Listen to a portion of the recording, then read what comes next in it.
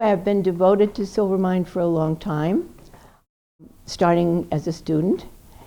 One time was with Robert Reed from Yale, and that really influenced my whole life. When I was young, I played under the trees, and I think a lot of the forms embedded themselves in my mind.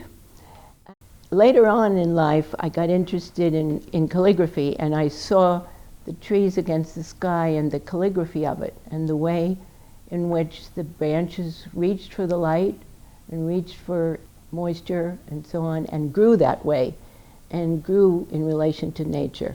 And I felt it was a way to convey that energy.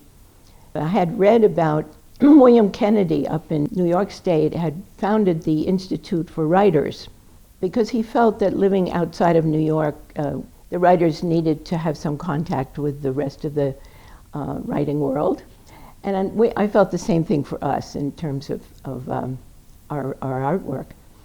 The board approved, fortunately, to start the Institute for Visual Artists.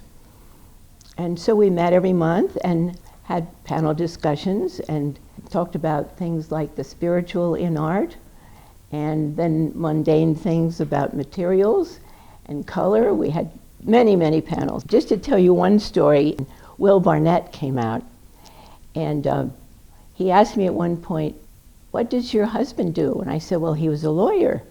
He said, "Oh, my wife is a lawyer."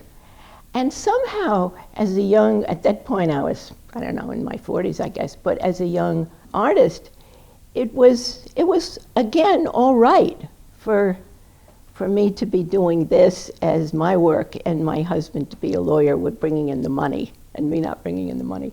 So it was a wonderful thing for me to have that discussion with Will Barnett. It seems to me when I come out to Silvermine that it has been this strong line of artists has continued, and the quality of the artwork has continued.